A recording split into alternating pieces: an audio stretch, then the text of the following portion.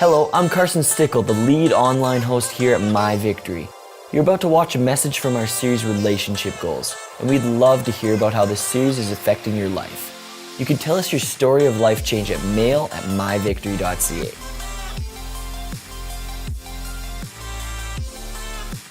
Well, hello everyone, welcome to My Victory. We are in part 2 of a series we began last week called Relationship Goals. Now, relationship goals, if you notice, it's a hashtag relationship goals. Again, it's talking about one of the trending social media topics this year in 2016. It's basically where people take pictures of something or someone or some people and hashtag it relationship goals. For instance, I was researching this week and I thought, I'll go and check out what some of the newest ones are. And I saw this picture of a girl giving a piggyback ride to her boyfriend, presumably, across this big giant puddle. She was giving him a piggyback, hashtag relationship goals. No, probably not. I saw this other one, a lot more touching, but it was this story of this couple. I'm not sure if you've heard this or not, but there's this couple that was married 77 years. He was 100 years old and she was 96, and it's a picture of them laying in the hospital, looking at each other, holding hands, and the story goes on to say that this couple actually passed away within minutes of one another. I mean, hashtag relationship goals, wow. And it was, kind of reminded me, I don't know if you've seen this, but it reminded me of The Notebook, that movie, The Notebook. Yes, I am admitting I watched that hashtag relationship goals. But it's true when we talk about relationship goals, it's interesting how you and I have a lot of goals when it comes to, a lot of us have goals, and it's easy to set goals when it comes to our careers, when it comes to finances, when it comes to, our fitness or our health. It's easy to set goals, and we often set goals and keep goals and are working towards something in that way. But when it comes to our relationships, in particular, the most important relationships in our lives, our marriages and these things, it's amazing how we don't have relationship goals. Now, we do have dreams, especially when we're, first dating or we're talking about marriage or we get engaged. We have dreams and we'll dream and fantasize about some of, amazing things about how when we get married, we're going to take that vacation every single year, a special different cruise all around the world. And every year we're going to do this amazing cruise. And I'm not talking about, dreams and fantasies. I'm talking about goals. The difference between a dream and a fantasy is often the goals that it takes to get there. I'm talking about we need to have relationship goals. And what I want to do over the next number of weeks is begin to teach you how to set goals in the relationships that count the most. Now, if you're single, you're going to get lots out of this, because this is like we learned last week from Ruth and the story of Ruth and Boaz, that sometimes we have to set relationship goals and we set priorities first and foremost before we ever get into a relationship, a long-term relationship, a marriage relationship, that we need to set those priorities first and do that. And when Ruth did that, it benefited her, greatly and immensely, and we're still talking about her today because she did just that. So there's vital things that we need to learn, regardless of whatever stage of relationship we're in. Now, I know some of you have been married for 100 years, got all this figured out, but those of you who've been married for a long period of time think, well, there's too much water under the bridge. There's too much in the past. There's too much things. We've been there, done that. We've tried it. It didn't work. And there's too much pain, regret, things that we wish we would have done, and to do that, to dig that back up would be difficult. Well, I'm glad that you're thinking that because Paul addresses that very thought in Philippians 3. Look at what he says. He says, "Brothers and sisters, I do not consider myself yet to have taken hold of it." Now, what he's talking about, this is amazing. I haven't arrived yet, which is awesome because Paul, if there's anybody who probably had arrived by this point, Paul is the leader of the then known church of the world. He's planted churches. He wrote 2/3 of the New Testament. He's who everybody else aspires to be and everybody's following. He's saying, hey, listen, I haven't arrived yet. I haven't got there yet. But one thing I do know is forget what is behind. In other words, leave your past in the past. So when you're talking about couples saying, hey, we've been married too long to set goals now. Come on, we've been through this before. We've got too many hurts and too many things. He says, no. He says, forget what is past, and then he says, and straining toward what is ahead. Now, this is an interesting word, isn't it? Straining. Sounds like a little bit of effort is needed. Sounds like there's going to be some work involved. Sounds like this is not going to be the easiest thing, going. And I think it's kind of key. In order for us to get where we want to go, there's going to be some effort needed to get there. Okay, I know, in a marriage relationship, marriages are so easy, with never any troubles, and so perfect. I mean, they're just, perfect. Anybody have their perfect, so easy? Marriage has been just easy. Those of you who've raised your hand have been married a week. And just wait. All right, relationships, they're different. Sometimes you have to strain to what is ahead. Okay, then he goes on and he says, I press. That doesn't sound easy either. I press on toward, there's the word, the goal, to win the prize for which God has called me heavenward in Christ Jesus. In other words, he's saying, I'm going to strain, I'm going to press into the goal. I'm going to press to these goals because at the end of setting these goals and the end of reaching these goals, there's a prize. There's something worthwhile at the end. A prize is good. It's good. There's something in order to set our relationships, to strive towards. We're going to take work to do this, but at the end of it, it's going to be well worth it. There's going to be a prize. Now, this is what we want to do in this series, is help you and to teach you how to set goals so that at the end of it, we can get to the prize, which is going to be the marriage that you've only imagined, relationships you've only imagined, whatever stage of relationship you're in, that you can get to the place you only imagine. Now, if you've never planned on getting married, it's still valuable to learn how to set goals. Straying towards setting goals personally. Now, what I'm going to teach today is how to set these goals personally and work with them in as a couple. Now, look at this. Here we go. If you got notes, you've got the handout. You've got notes. I've provided them for you. And the reason why I provided these notes for you to follow along is because there's something that when you write down these notes, I want you to take these notes now and go to work with it. Now, I know some of you are going to listen to this and you're going to go away and saying, okay, that was an okay sermon. That was good. Let's go get some lunch. Others of you are going to, what I'd like you to do is actually take this and apply this and put it to work. And because if you put it to work and put the effort necessary, straining to actually make this and go through this process, I think it's going to benefit you highly in all of your relationships and in life in particular. So here's how to set goals. Number one is make a list individually. Okay, make a list individually. Now, if you're married or if you're living together, you got significant other, before you get together and set goals with your significant other, with your spouse, before you do that, I want you to actually take time and set aside time individually and make a list individually. Now, guys, listen to me very carefully, and I'm speaking specifically to guys because I know how we think. Okay, track with me. Individually doesn't mean, hey, dear, let's go to a coffee shop and you sit on that side of the table, I'll sit on this side, and we'll make our list. Oh, that's a good one. No, don't cheat off her list. Don't, because I don't know what to think, and I don't really want to do this, and she's making me, so you want to do this? No. Take time, strain towards this, take time individually, separately, and begin to write your own list. Now, here's what I know is going to happen. Okay, I know this, and so I put it in your notes. This is what's going to happen. You're going to get stuck. Encouraging, isn't it? Okay? Now, she might not get stuck, but I know we will. Here's what happens. We get there and we're going, I have no idea. Because it's easy to think about financial goals and saying, okay, well, I know that because there's lots of people who have written about that, and you can find lots of information out there on how to do that and set, financial goals. There's lots of things written about career goals, and it's easy to say, this is where I want to get to and how to get there. It's easy to say, this is my steps to get to my career goals. It's easier to fitness goals and saying, that's my aim, this is how I can do to get there. There's lots of information out there, but when it comes to relationship goals, that's a whole lot more difficult.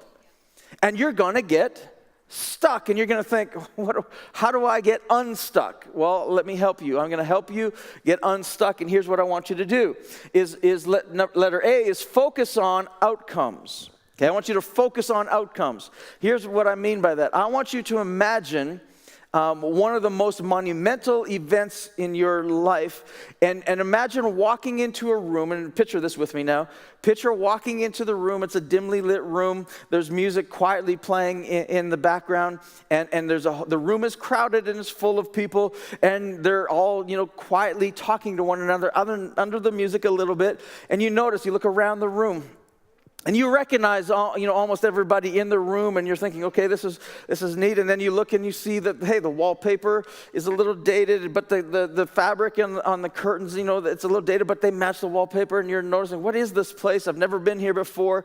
And you look to the front of the room and you see this table that's bookended with two bouquets of flower. And in the middle of the table is this picture. And you strain and you look at the picture and notice it's a picture of you. And beyond the table, there's a box. And in the box is you, lying stiff as a board. And you realize, oh my goodness, this is my funeral. And all of a sudden, what I want you to do is look around the room again, and I want you to ask yourself two questions. Who do you see? Who's there? And secondly, I want you to press a little bit further into the conversations and begin listening to the conversations. And what are they talking about? What are they saying? Hopefully, they're talking about more than just the egg salad and tuna sandwiches they're going to have at the reception afterwards. Hopefully, they're talking about you. Anybody answer why it's always egg salad and tuna? No? Okay, I don't know. Sorry. I've done a lot of funerals, and so I was just like, oh, guess what lunch is today? Totally lost you. I'm sorry. Totally lost me. What are they talking about when they look around the room saying, okay, who is there, and what are they saying? And my guess is that the people that you're going to be thinking about, the first and foremost who are there, is probably, hopefully, is going to be your family members. You probably didn't picture the first person that come to mind, hopefully, wasn't your boss.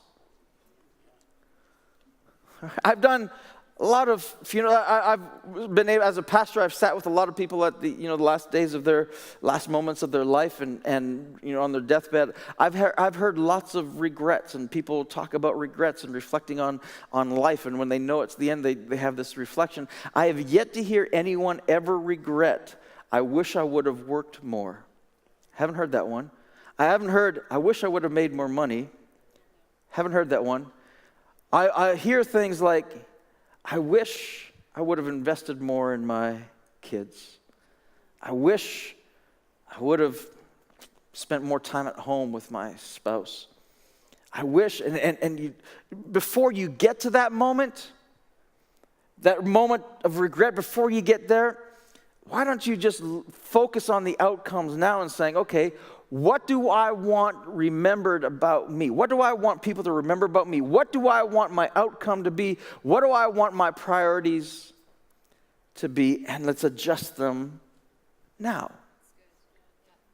Okay, so begin to focus on outcomes. And if you're stuck, focus on your funeral. One day, what do I want said about me?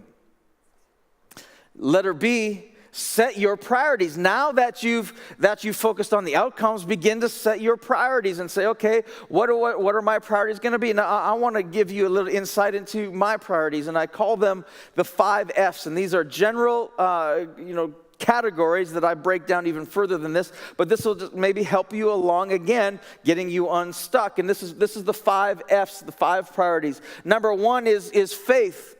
That's my relationship with God. Now, I know some of you are thinking, well, of course, you're a pastor. That should be number one. But listen, I'm talking about a whole lot deeper than just my job and my relationship with God because of my vocation. The thing that I ask myself is, okay, on my last day, when I stand before God, when I arrive at heaven the first time, how is Jesus going to welcome me? Is he going to come up to me and is he going to shake my hand and saying, hey, welcome, well done, you did a good job down there? Or is he going to embrace me like a long lost friend, saying, welcome, it's so good to have you here, like a long lost friend? My relationship with Jesus, I want the hug. I want to live life in such a way that the first time we meet in the flesh, it's going to be an embrace like a long-lost friend. That's what I want. More than just the cordial business handshake. Now, my second priority is fitness. Might surprise you a little bit because you're probably expecting my second one to be family, which is number 3. But listen, hear me out. If I don't prioritize my health with fitness and with how I eat and sleep and all the rest of it, I will end up dying early. And if I die early, someone else is going to marry my wife and raise my kids. And I will cheat time with them because I got things out of order. For me, now, fitness is exercise, eating right, sleeping right. Okay? Family, you can break down family and saying, oh, it's my spouse, it's my kids, each individually, it's the extended family in different areas, whatever that family might be. Then you get to number 4, which is finances. Okay, that's the 4th priority. Now, finances, the priority of finances is there, and it's important because listen, the number one thing that is a cause of fights and disagreements in our relationships, in our marriages, is usually over finances. So it's got to be a priority to say that I've got to talk about income and outgo and investments and all of these things and begin to make a priority. The number 5, the 5th priority is fun, which might be surprising for some of you. Why is fun up there? Fun is, let me explain, fun is recreation. Recreation means recreation.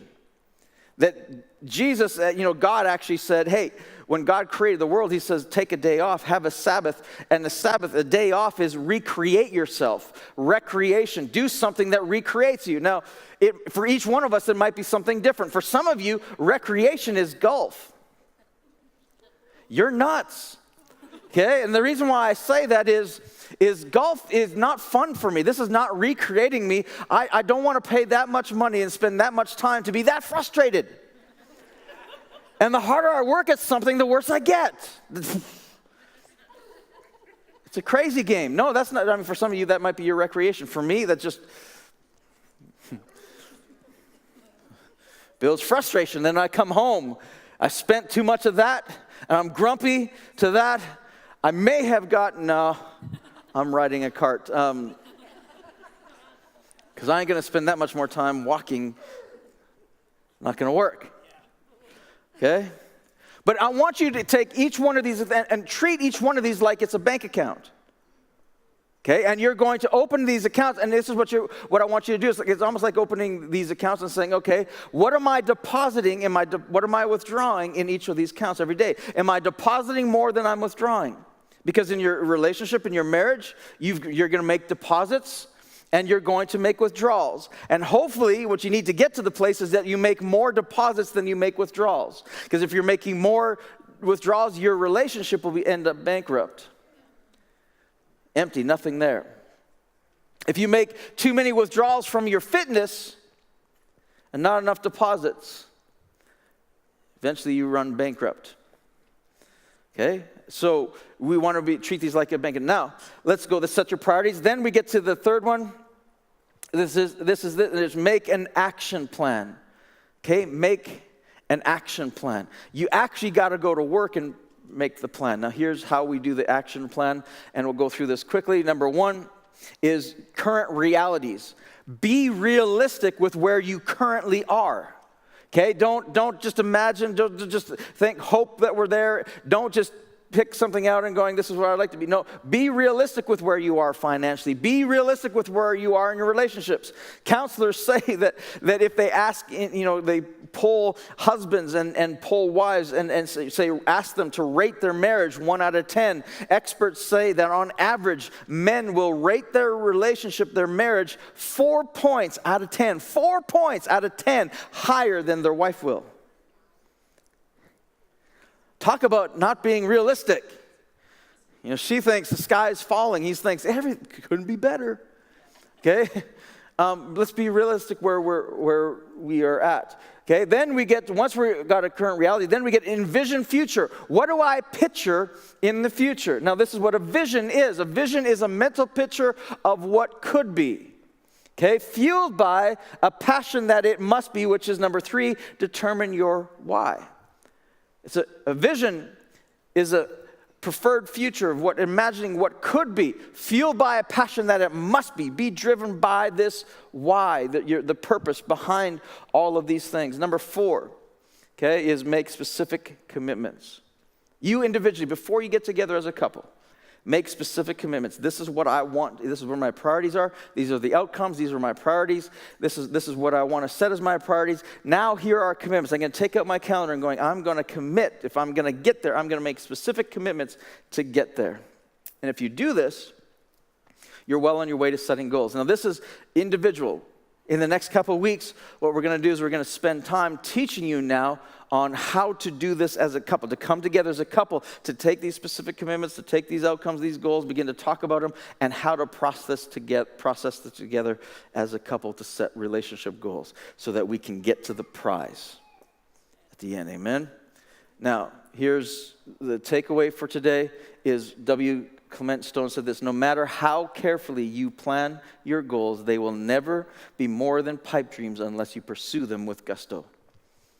So, again, you can take this message, take these notes, go home and do nothing, or you can pursue them with gusto and saying, hey, what would happen if I actually began to sit down and think through the outcome I'm looking for? Think through my priorities. Think through my specific commitments of what I can go to work and begin to change in my own life. What would happen? Imagine what the future would look like. Imagine if you lived it on purpose. Imagine what your relationships would look like if we actually began to pursue the goals, with gusto. Let's pray. God, I thank you for your word that is relevant and applicable, that God, that you give us not just the end goal, the end thing, but you give us very honestly the steps in between and how we can prepare and be in all of our relationships, in our life. And God, we're asking this week, Holy Spirit, begin to stir in each one of us that this is something we must do. And God, give us the wisdom to know what to do and the courage to do it. In Jesus' name. Amen. Now, if you're here this afternoon and you've yet to begin a relationship with Jesus, I want to invite you to begin exactly that, a relationship with Jesus. He wants a relationship with you. I'm going to lead you in a prayer so powerful that if you confess with your mouth that Jesus is God, that's what we're going to do in this prayer, and believe in your heart that God raised him from the dead, you can begin a relationship with Jesus. It's not about joining a church, joining our church. It's not about a religion. In fact, Jesus was pretty opposite of religion. He had some pretty harsh things to say about religion. He doesn't like that system. He just wants relationship with you. Imagine that. God in us. Wow. I'm going to invite all of you, if you haven't prayed this prayer before, pray with all your heart and your mind and your energy. Let's pray this together. Everyone repeat this after me. Dear Jesus, I confess that you are God, and I believe that you rose again from the dead. And I ask you right now to become my God, my Lord, my Savior, my friend. I thank you that you've forgiven me of all my sins, that my past is past, that you accept me just as I am. And so I give my heart to you. In Jesus' name, amen. Amen. Now, if you prayed this prayer the first time, I don't want to embarrass you or call you out. I'm going to ask everyone to keep their eyes closed and heads bowed. If you prayed this prayer for the first time, could you just look up and make eye contact with me, give me a little wave and saying, yeah, Pastor, I prayed this prayer the first time. At the end of the service, I'd love to give you a Bible that explains what this relationship's all about. Everyone else's eyes are closed, heads bowed, just look up, give me a little wave. I'll look around one more time, make sure I didn't miss anyone. Awesome, thank you. Awesome. Isn't God good? Amen.